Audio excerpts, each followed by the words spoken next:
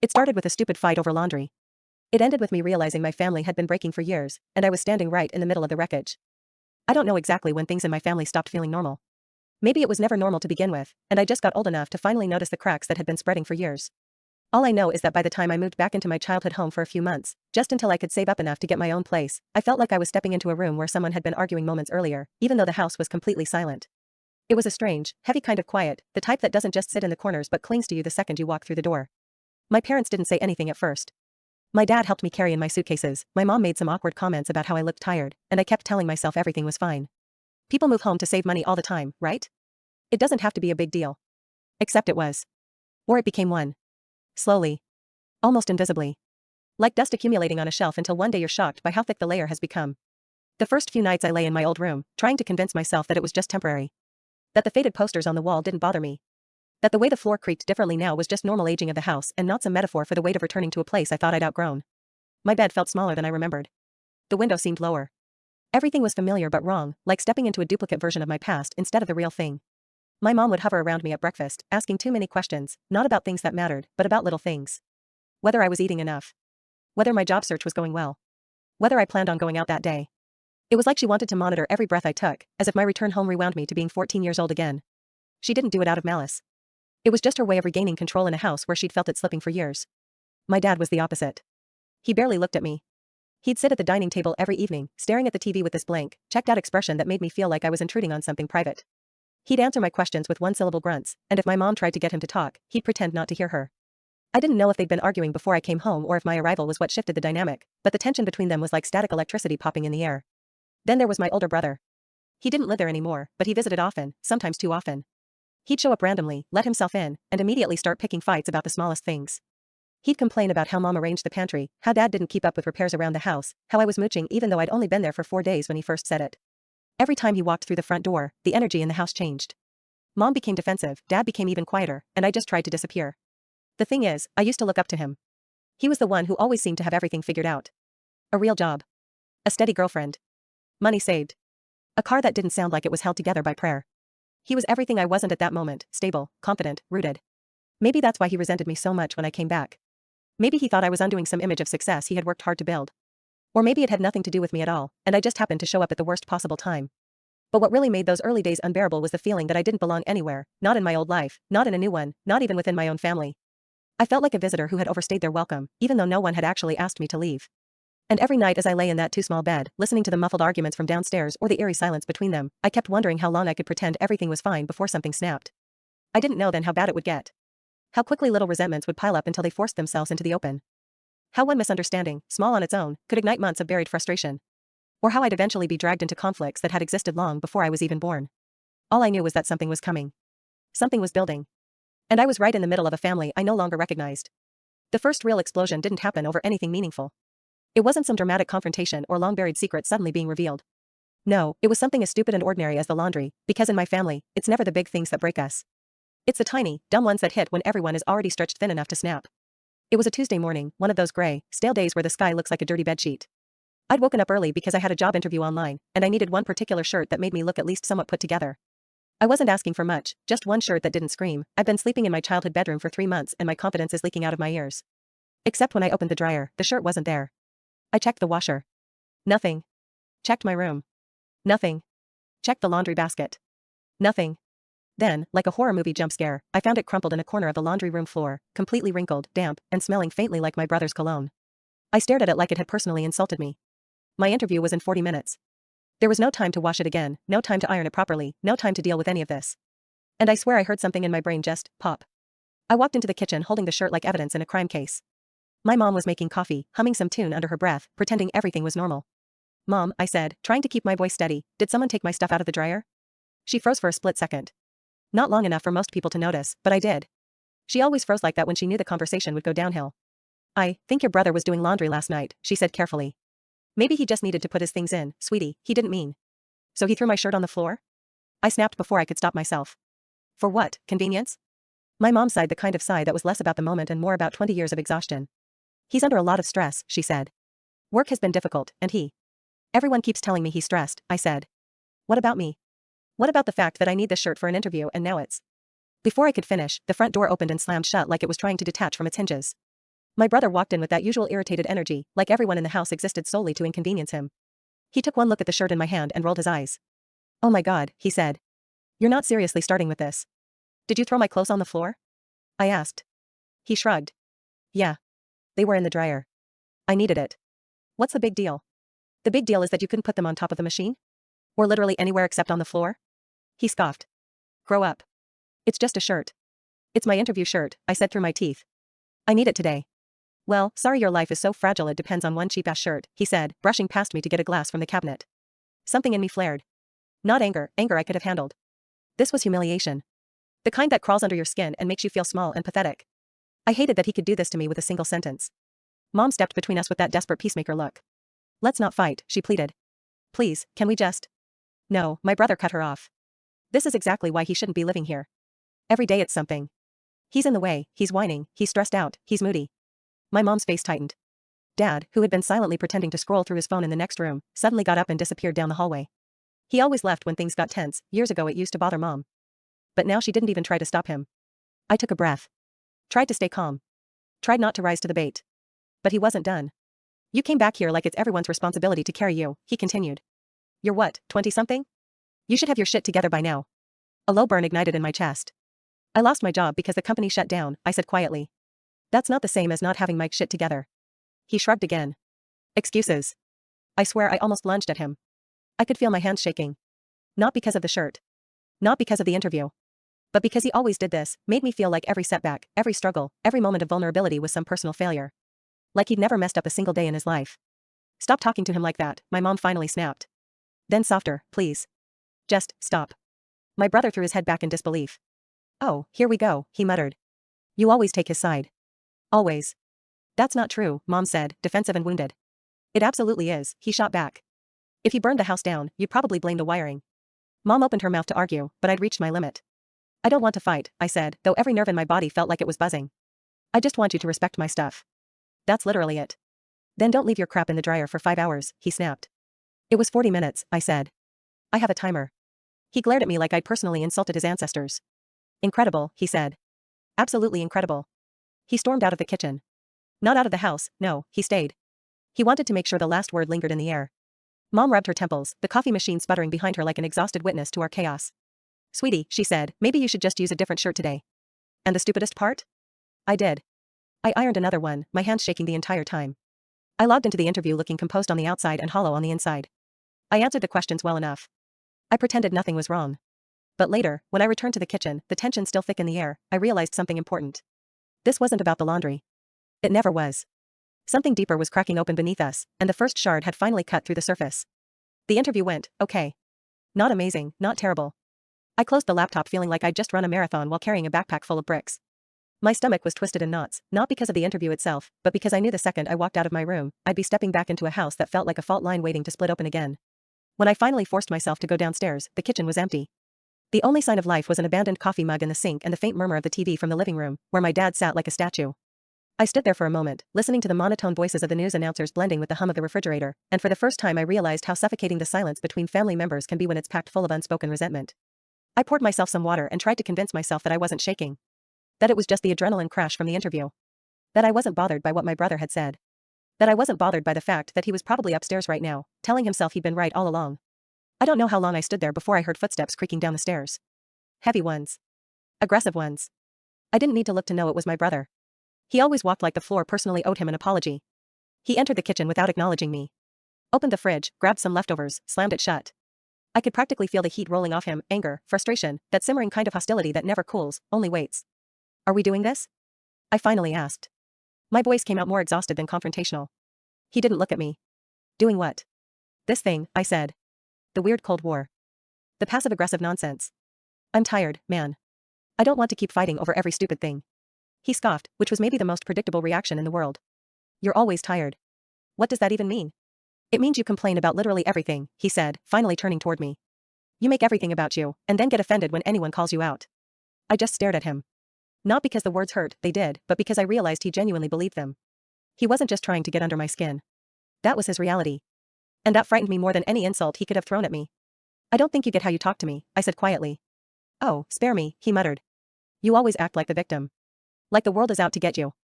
Meanwhile, you're living here for free, eating our parents' food, giving zero help around the house. I literally do chores every day, I said. Wow. Chores, he said with theatrical exaggeration. Congratulations. The words hit harder than they should have. Maybe because I'd been trying. Maybe because I'd taken on things without being asked, vacuuming, washing dishes, taking out trash, just to avoid being accused of freeloading. Maybe because deep down, a part of me knew he'd already made up his mind about me before I even moved back home. I don't know what I did to you, I said. But I'm done being your punching bag. His jaw tightened, but he didn't respond. The tension stretched out between us like a rubber band pulled too far. I could hear my dad's TV still droning in the background, but it felt distant, like it was happening in another house entirely. My brother finally broke the silence. You want to know what you did, he said. Fine. You came back. That's what you did. I blinked. What? You came back, he repeated. You moved home and suddenly everything is about you. Mom worries more. Dad avoids the kitchen. The whole house changes the second you show up. I had no idea how to respond. Because for a moment, just a moment, I wondered whether he was right. Not because I believed I had ruined the family, but because I'd felt the shift too. My presence had stirred something, and none of us had the emotional maturity to deal with it. You know what's funny? I said. I didn't want to come back. I didn't want to rely on anyone. I didn't want to feel like a failure walking into my old room at 26. He crossed his arms, unmoved. I came back because I didn't have a choice, I continued. I didn't come here to disrupt your life. I came here to get my own back on track. My brother's expression softened for half a second. Just half a second. But then he shook his head and the wall slammed back into place. Whatever, he said. You always have a reason. His dismissal felt heavier than any insult. I took a deep breath, because if I didn't, I was going to say something I couldn't take back. You don't have to like me being here, I said. But you don't get to act like I'm intentionally making your life worse just by existing. He grabbed his food container and turned away. This conversation is pointless, he muttered.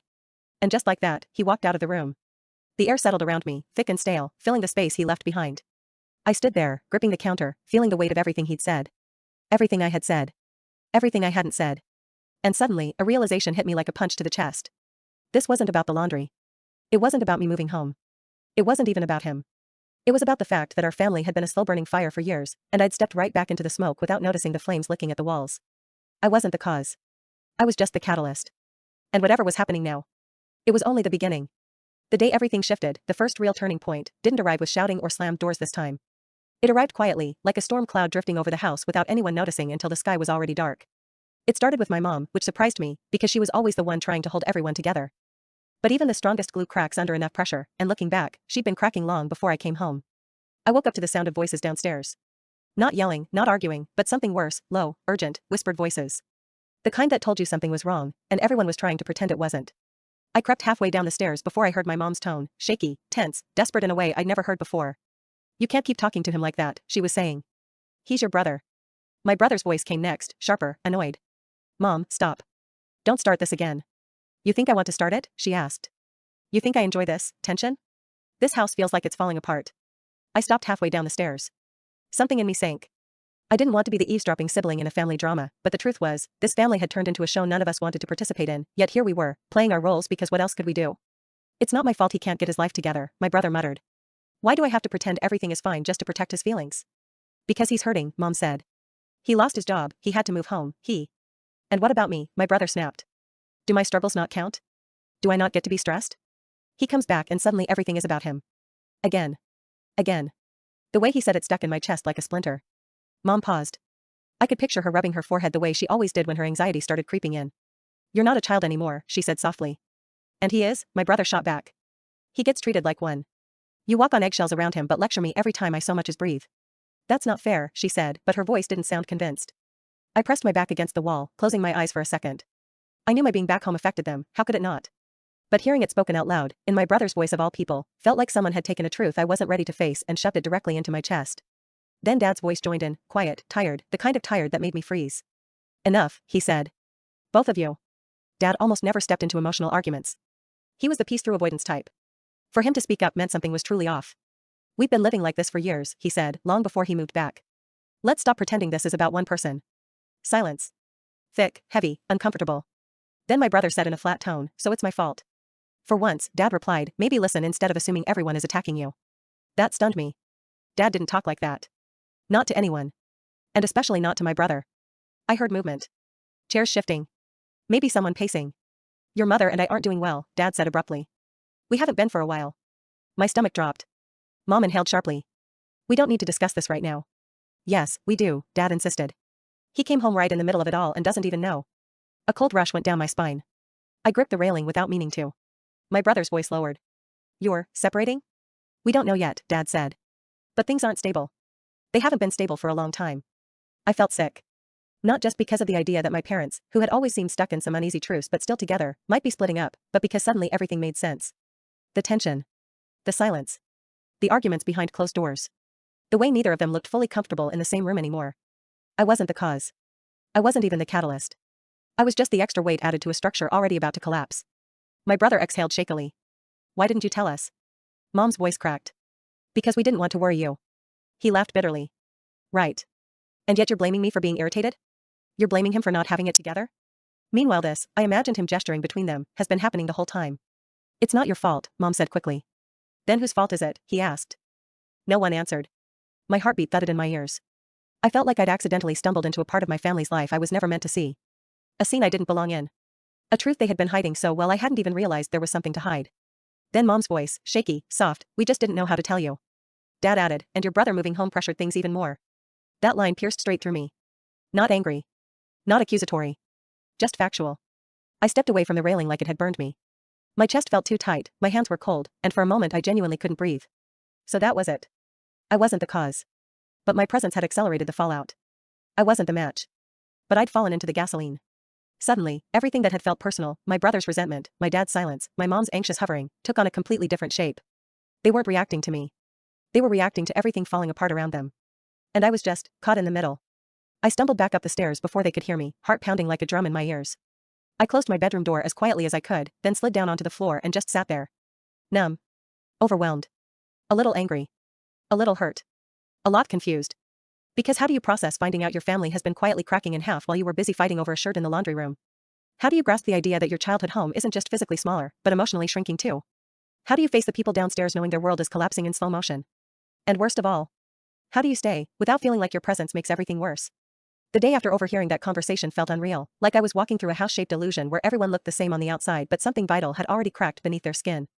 I kept replaying the words, separating, not stable, didn't want to worry you, over and over, like lines from a script I had never auditioned for. When I finally came downstairs that morning, Mom was at the sink with her back to me. She was washing dishes slowly, deliberately, like each plate needed her full concentration. Dad sat at the table with his coffee, staring at a spot somewhere far beyond the wall. They didn't speak to each other. They didn't speak to me. They didn't even look at each other. It wasn't a silent morning. It was a suffocating one. I grabbed a glass and poured water, trying to do it quietly, trying not to disturb the fragile balance hanging in the air like dust. But even the sound of the water hitting the glass felt too loud. Too intrusive. I felt like an intruder in a place that used to be mine. Then my brother walked in. The minute he stepped into the kitchen, I could feel the tension thicken. He wasn't angry today, not outwardly. But his face was tight, his movements stiff, his eyes darting between our parents with an expression I'd never seen on him before. He looked unsure. Uneasy. Maybe even afraid. Mom turned off the faucet. Dad's fingers tightened around his coffee mug. For one impossible second, I thought someone would break the silence. But my brother just muttered, morning, in a voice that sounded like a cracked version of his usual confidence. No one answered. After a few seconds, he grabbed a banana from the counter and walked out again without looking at me. I didn't chase him. I didn't say anything. I just stood there, holding my glass, feeling like I was witnessing the slow collapse of something that had been held up by sheer denial for years. I went back upstairs, deciding it was safer to be anywhere but the battlefield they called a kitchen. I was halfway up the stairs when I heard Mom suddenly break. What are we doing? She whispered, voice trembling. I froze. Dad sighed. Not annoyed this time. More, defeated. I don't know, he said. You know that horrible feeling when you're watching a glass slip off the counter in slow motion? When you know you can't catch it, and the shattering is unavoidable? That's exactly what it felt like in that moment. Later that afternoon, things got worse. I was sitting on my bed when my phone buzzed. It was a text from my brother. We need to talk. Garage. Now. My first reaction was, nope. Nothing good followed those words. Ever. But something about the urgency, maybe even desperation, made me get up. When I pushed open the garage door, he was pacing back and forth, hands on his head, muttering to himself. He looked up sharply when he saw me. You heard, didn't you? He said. My stomach dropped. Heard what? Don't play dumb, he said. You heard them yesterday. About the separation. I swallowed. I didn't mean to. I was coming downstairs and... He waved a hand. Whatever. It doesn't matter how. What matters is, he stopped pacing. They're splitting up. I didn't know how to respond. The words still sounded unreal, even after the 8th or 9th time I'd rehearsed them in my head. I don't think they've decided, I said. Dude. He looked at me like he was seeing a child. They've decided. Trust me. They're just waiting for the right moment to say it. How do you know? He laughed hollowly. Because I've seen the signs for years. I knew something was wrong. I didn't think it would get this bad. A moment passed. Then another. Then he looked at me again, but this time with something bordering on resentment. You know, you being here doesn't help. The words landed like a punch. I actually stepped back. I know, I said quietly. But I'm trying to. No, you don't get it, he cut in. They were already on the edge. But you moving back? It shoved everything closer to the breaking point. That's not fair, I said. I didn't know. None of us knew, he snapped. Except maybe Dad. Or Mom. Or maybe they both knew and just didn't say anything. But the point is, your timing sucks. I felt heat rise behind my eyes, the kind you get not from anger, but shame. I didn't choose to lose my job, I said. I know that, he said, softer. But it doesn't change the reality. You're another person in the house. Another problem to deal with. Another weight on the structure. So what? I asked. You want me to leave? He hesitated. And that hesitation said everything. You think everything would be better if I wasn't here, I said, the realization hitting like cold water down my spine. He didn't answer. Say it, I pushed, voice shaking. Say it if that's what you think. Still nothing. But he didn't need to. Silence was enough. I'm not the reason they're splitting, I said, even though I wasn't sure anymore. No, he agreed. But you're part of the chaos. And I'm tired, man. So tired. His voice cracked on the last word. I stood there in the cold, tools and old boxes surrounding us, feeling like I'd been shoved into a role I'd never auditioned for. The scapegoat. The outsider. The accidental grenade in the center of a collapsing family. For the first time since I moved home, I didn't feel angry at him. I didn't feel defensive. I felt sorry. Sorry for him. Sorry for me. Sorry for all of us. Because we weren't just a family going through a rough patch. We were a family falling apart in slow motion. And none of us had the slightest idea how to stop the impact. For the rest of the day, the idea wouldn't leave my head, maybe I should move out. Not because I wanted to, God, no. I had maybe 2 weeks worth of money saved. Less, if I actually wanted to eat something that wasn't ramen or toast. But the way my brother looked at me in that garage, the way he hesitated before answering, the way the silence filled in all the words he didn't say, it hit me deeper than I wanted to admit. He wasn't wrong. Not completely. I was another weight on a structure already leaning to one side. But there was also this other part of me, a small angry flame, whispering, why should I be the one who leaves? I didn't cause this mess. I didn't ask for them to fall apart. I was dealing with my own life imploding, and now somehow I was responsible for theirs too? Still, anger wasn't going to solve anything. I needed a plan. A job. A way out that didn't leave my parents drowning in their own disaster while I escaped. So that night, I sat on my bed with my laptop and started applying to every job I could find. Not just the ones aligned with my degree. Not just the ones that sounded decent. I applied to anything that paid enough for me to stand on my own 2 feet. Retail. Warehouse. Call centers. Office assistant. Temp jobs. I didn't care. But the more applications I sent out, the heavier my chest felt. Like each submission was a reminder that I was failing at the life I'd imagined for myself, one checkbox at a time. Around midnight, I finally shut the laptop and lay back on my bed, staring at the ceiling that used to feel comforting when I was younger. I remembered a version of me who used to dream here. Who imagined the future as this bright, uncomplicated thing. Who thought being an adult meant freedom, not pressure. I don't know how long I lay there before the knock came. Soft. Hesitant. It was my mom. She cracked the door open. Can I come in? I nodded, sitting up. She slipped inside and closed the door behind her like she was trying not to wake the house. She sat on the edge of my bed, smoothing her hands over her jeans. Your brother told me about the conversation you had. My stomach tightened. Great. She sighed. He shouldn't have said the things he said. He's overwhelmed. We all are. That doesn't make it okay, I muttered. No, she agreed. But it might explain where he's coming from. That doesn't make it okay either, I added, softer this time. She gave a sad smile, one that made her look older than she ever had before. I know. We sat there in silence, both of us trying to find the right words. She stared at her hands, twisting her fingers together like she was holding on to something fragile. I know you hurt us yesterday, she finally said. I didn't deny it. Yeah. Sorry. Don't be, she whispered. I wish you hadn't, but, at least now you understand. I swallowed. Are you and Dad, really, separating? Her breath hitched. She didn't answer right away. Instead, she wiped her eyes quickly, like she didn't want me to see her cry. It's complicated, she said. Your father and I have been distant for years. It's not new. We just hid it well. No, I said. You hid it from us. Not from each other. She let out a shaky laugh. Fair point. I hesitated before asking, is it because of me? Her head snapped up. No. Absolutely not. You said my being here made things harder. It created pressure, she said carefully. Not because of you. But because your father and I have been pretending for so long that your return disrupted the routine we used to cope. What routine? She looked away. Avoidance. Of course. That made sense. Dad hid in the living room with the TV. Mom hid in chores and micromanaging. My brother escaped by blaming everyone else. And I hid by pretending everything was fine until it wasn't. She grabbed my hand. I don't want you thinking you caused this. You didn't. You're going through enough already. Then why does everyone act like I brought a tornado with me when I moved home? I asked. She squeezed my hand harder. Because the house wasn't stable to begin with. And when a structure is weak, even a gentle breeze can feel like a storm. She stood up, wiped her eyes again. We're going to figure this out. All of us. But please don't punish yourself for things that were broken long before you got here. After she left, I lay back down, staring at the ceiling again. Her words should have comforted me. Should have made me feel less guilty. Should have made me feel less like a burden. But all they did was reinforce the truth. I couldn't stay here. Not for long. Not because they didn't love me. Not because I didn't love them. But because I couldn't heal in a house that was busy breaking apart. The next morning, I told myself I'd keep looking for jobs, keep saving money, keep preparing for an exit, quietly, without making a scene. But the house had other plans. Because just when I thought things couldn't get more complicated, my brother found out something. That would change everything. For all of us. And the fragile balance we were clinging to finally tipped.